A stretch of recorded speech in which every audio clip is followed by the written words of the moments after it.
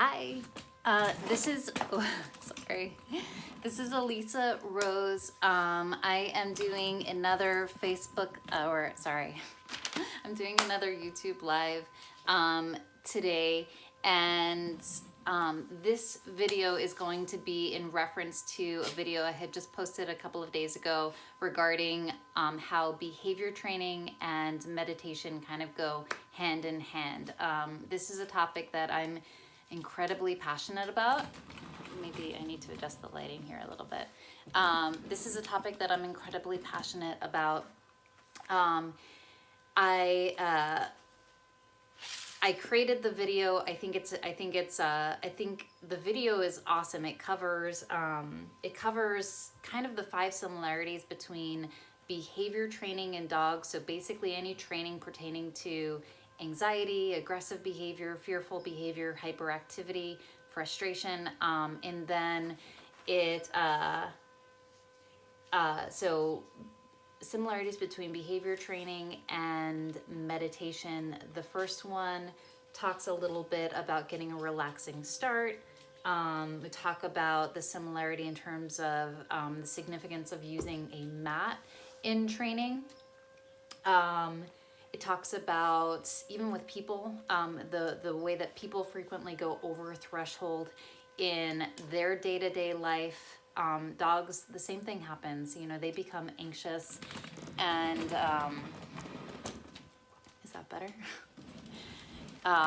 They get anxious, they get frustrated, they get aggressive. The same thing happens to us. So, you know, I think that behavior training is not necessarily about trying to suppress these responses to environmental stressors or to environmental triggers. It's really just about teaching emotional intelligence and teaching our dogs how to work through these situations. Which is another big reason that I think that putting a prong collar on a dog or a remote training collar is just a big mistake. It's not actually getting to the root cause. It's not really what I would consider to be genuine learning. I think it's much more about kind of brushing problematic behavior under the rug. And then it also goes over the carryover. So we can do training with our dogs in controlled situations, which is one thing that I'm constantly recommending to my clients. But then does that mean that our dog will only behave this way in these controlled situations? And my response is nope, absolutely not. We see a tremendous amount of carryover. Just like if any of you have a meditation practice, you know that you feel this kind of sense of calm and relaxation when you're actually meditating, even if it's just 5 minutes, even if it's just 5 or 10 minute meditation. But then when you go out into the world, you also are carrying with you this amazing sense of peace and calm, and it seems that we are better capable of then working with challenging situations that might pop up in our day-to-day routine. So the same thing is true with our dogs. If we're kind of working with them on exercises that promotes relaxation. So even here, I don't know if you can hear it, there's construction that's happening outside. Our neighbors are moving and they're remodeling and they're taking down a deck, and there's just been sawing all day long. And Frodo here is extremely sound sensitive. He becomes very anxious. He usually will react by barking. I'm sure a lot of you guys can relate to that, especially with a terrier. So he's reactive. He also has separation anxiety. He has aggression issues with people in certain contexts. And so I work with him a lot at exercises that just promote calm behavior. It's 5 or 10 minutes that I try to practice on a daily basis, just like what we would do in meditation, where we talk about having this practice where we're just kind of sitting down, we're anchoring ourselves, And that we can absolutely then see the carryover into other situations, even when we don't have our meditation mat or our cushion, or we don't have that calming music playing, or we don't have the incense or the candles burning or whatever it is. Meditation creates this foundation that carries over into all other types of situations. And then the fifth part of the video talks, it is about the joy that meditation can create for ourselves, but also for our dogs. And that's what it's all about, right? If we can actually improve our emotional responses, improve our emotional intelligence, reduce stress, reduce anxiety, the result is that we get to kind of present a truer version of ourselves. And I think that the same thing is true of our dogs. And I have 3 dogs, and I've taken them through this process, and I can absolutely say that I think that the best version of them really shines through, and our relationship has benefited from it in just about every way. So if there's ever a time where I'm feeling frustrated, or I just feel like there's a little bit more friction, I try to just spend some more time over a period of a month or 2 or 3 where I'm just sitting down with them and working on 5 to 10 minute exercises a day. Honestly, you can do it even if you don't feel any frustration with your dog, because there's still going to be something to gain from it. But thinking about it as though it's a practice where it's something that you're doing proactively, you're doing preventatively, to just help improve your connection with them and help to improve their emotional well-being. So, I guess the reason for me doing this YouTube live is because I want to talk about this in a more conversational way. Watch the other video. The title is 5 Reasons Meditation is Like Behavior Training. Watch that video. I think it has some great illustrations that kind of really drives these points home. But if you're watching here, ask questions. Let me know what you think. Have you ever thought about even just, if you meditate, have you ever thought about meditating with your dog?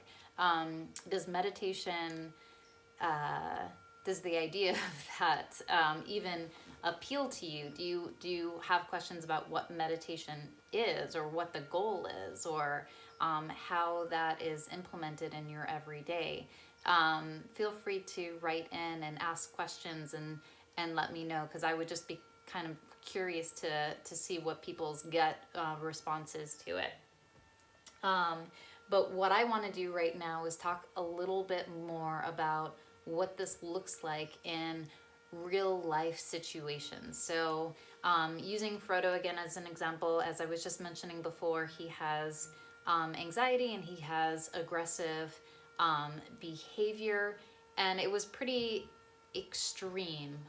His behavioral issues were pretty intense, and it also carried over into some other areas, like as an 8-year-old dog, he still wasn't house trained, and I think that that's very common to see, especially with a lot of smaller breeds that have a lot of chronic stress.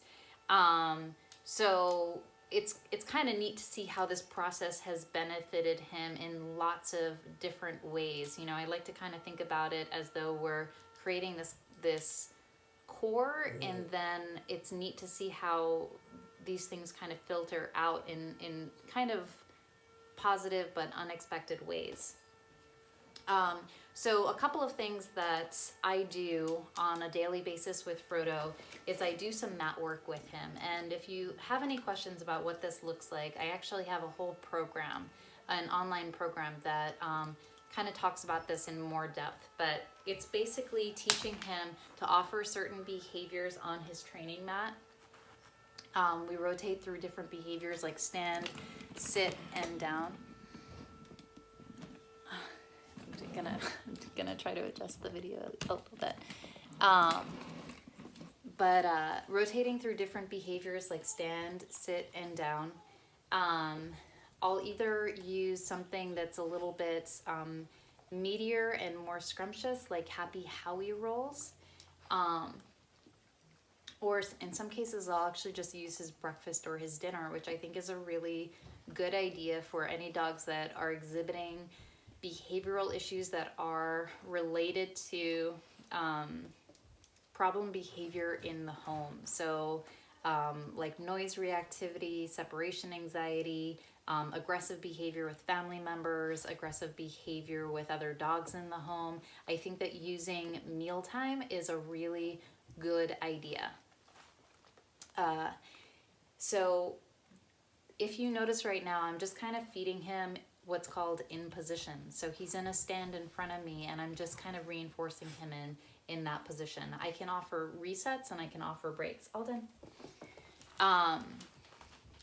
So offering a break is, I think, a really good idea because it can give your dog some time to process. Like I said before, there are some noises going on around us. There's some construction going on next door, and for me to give him a break at this time is really helpful because it can give him the opportunity to go and listen to those sounds and kind of process them. And then in a minute, I'm gonna bring him back to the mat and re-engage him in what I call another set.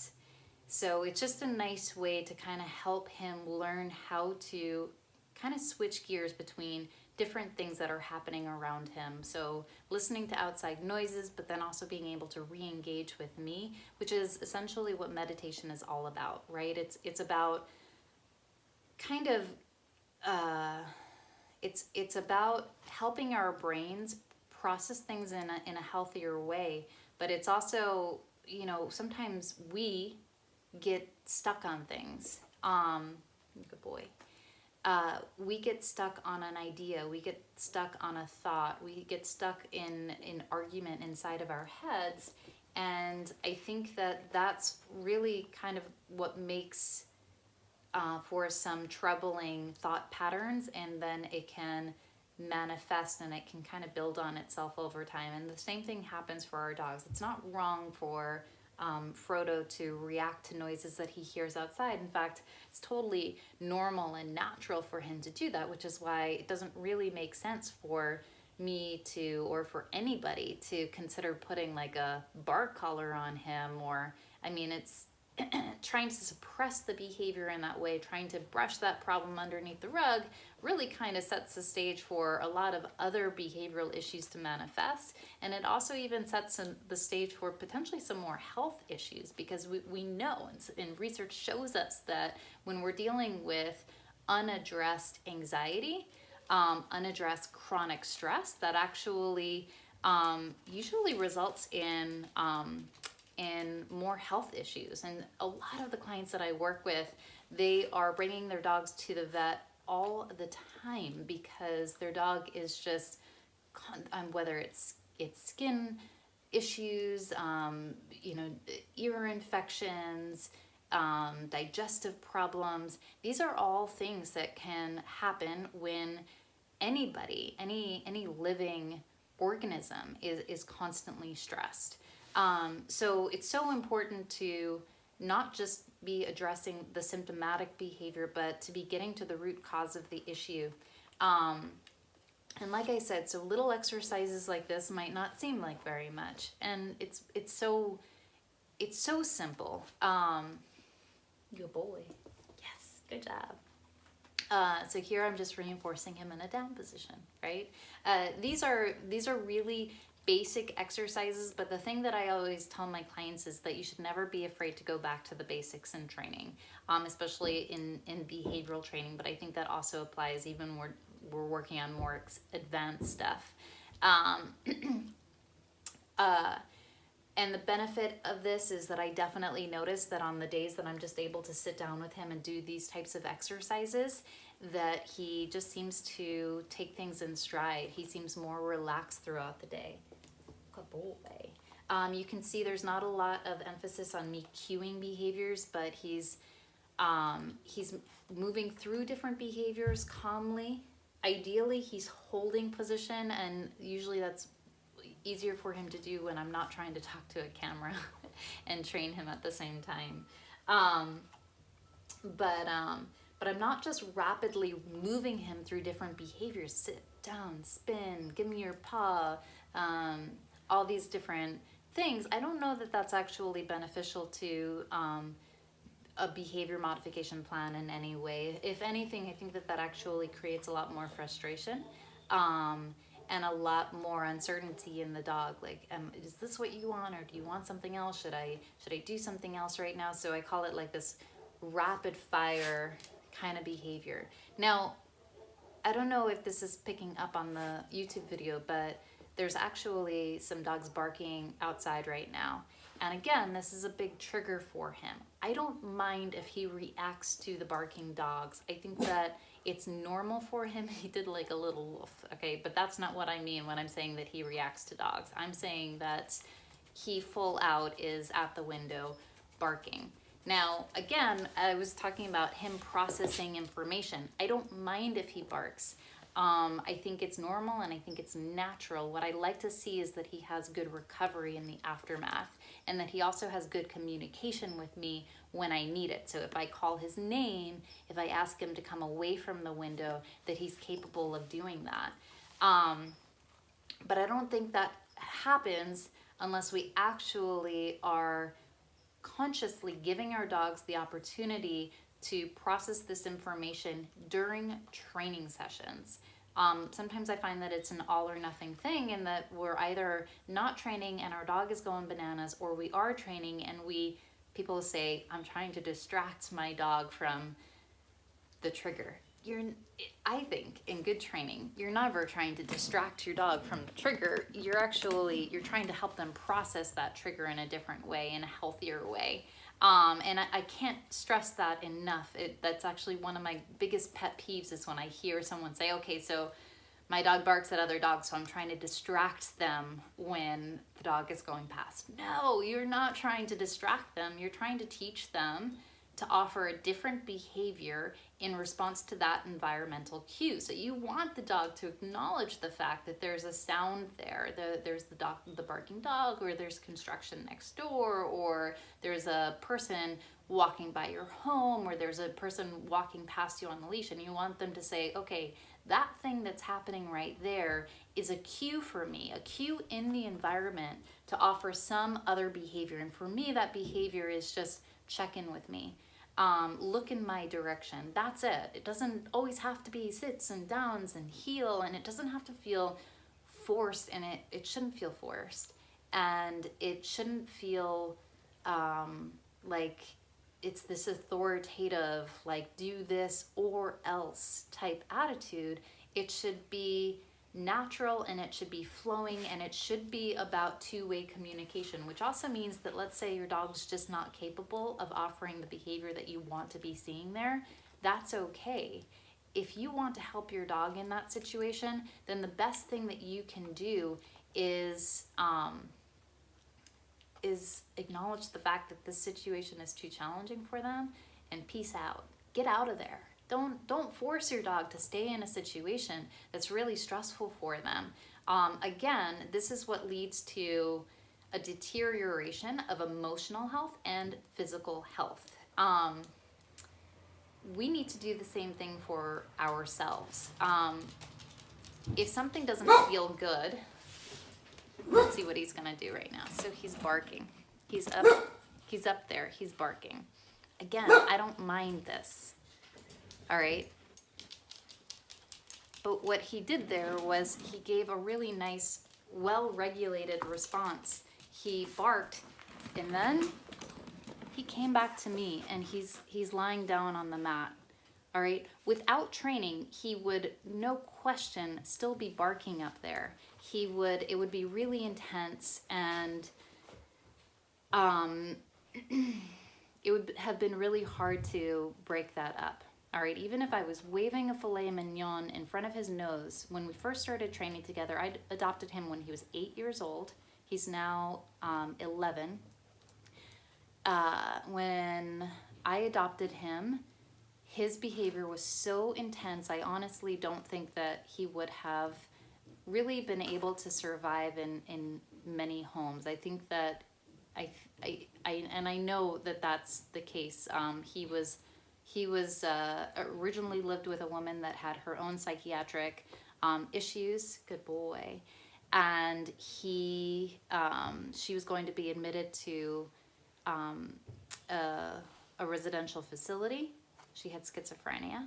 And when she was going to be admitted, he went to go live with her brother, Alden, and he was there for about a week before the brother took him to the shelter because his behavior was too challenging. He had bitten multiple people, serious bites, and it was too much. He was highly territorial. We don't know what his life looked like prior to that. I don't know the condition that he lived in prior to that, but we do know that he was completely matted. We know that he was definitely, as an 8-year-old dog, not house trained. He would pee and he would urinate and defecate all throughout the house. It wasn't a good situation. So for him to be able to hear some noise outside and then to bark a couple of times at what I would consider to be a pretty low intensity, and then to have this recovery time where he was just trotting back over to me and then lying down on his mat, it's pretty spectacular. It's pretty cool to see that. And I guess the thing that I want to leave off on that note is that as much as this training is beneficial to him, it's also beneficial to me. I have 3 kids. Life is kind of crazy. We have 3 kids and 3 dogs, and we don't always have a lot of time. I make sure to fit in my 5 to 10 minutes of training each day. And not only do I think that it improves my dog's emotional well-being, but I am 100% convinced that it improves my emotional well-being. And that's amazing, right?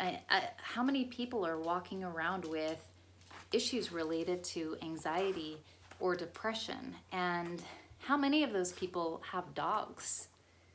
And what if you tapped into that relationship? And what if you could just do something for 5 to 10 minutes every day that would improve your dog's life and that would improve your life? How fantastic is that? So I honestly, training with my dogs is how I meditate. That is my meditation. It makes me more mindful. It helps me see situations through someone else's eyes. It helps me be a more empathetic and compassionate person. And if there was one thing that I wish, it was just that more people could tap into that more people could experience that, because it's really neat. It's not a finite process. It's something that is ongoing. It's something that we can do absolutely every single day for 5 to 10 minutes. And if you can't find 5 or 10 minutes in your day to do this with your dog, then I mean, number one, that's not a good reflection on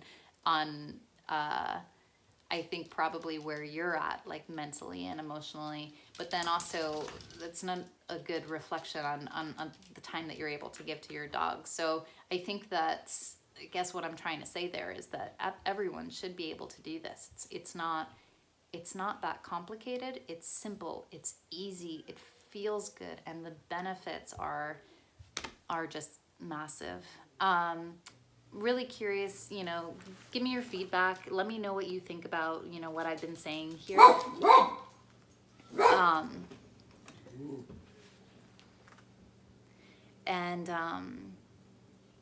Frodo. Good boy.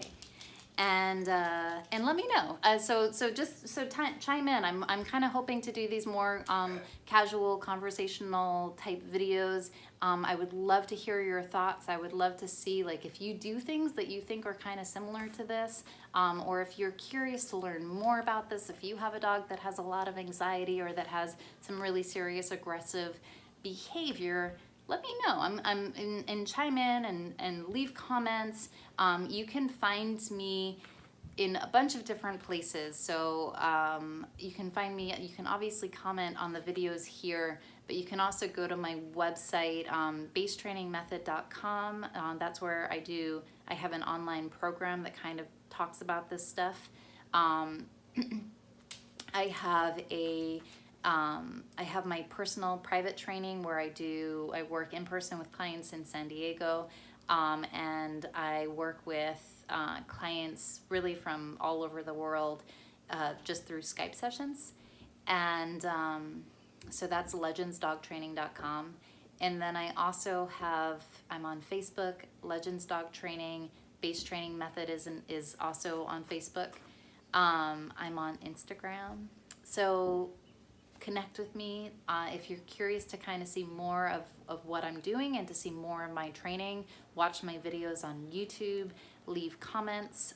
If you don't believe in this type of thing, if you think that the only way to fix behavioral issues is by putting a prong collar on a dog or by putting a shock collar on them, tell me about it. I am always interested in what people have to say. I love these conversations, and I really want to encourage those conversations because I think that they're really important ones to have.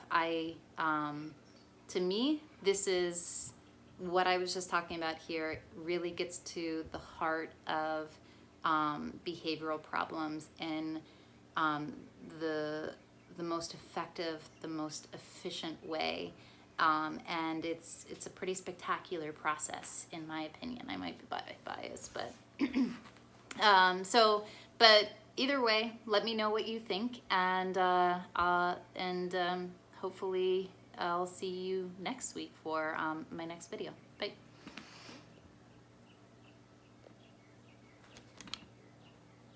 I just need to turn it off now.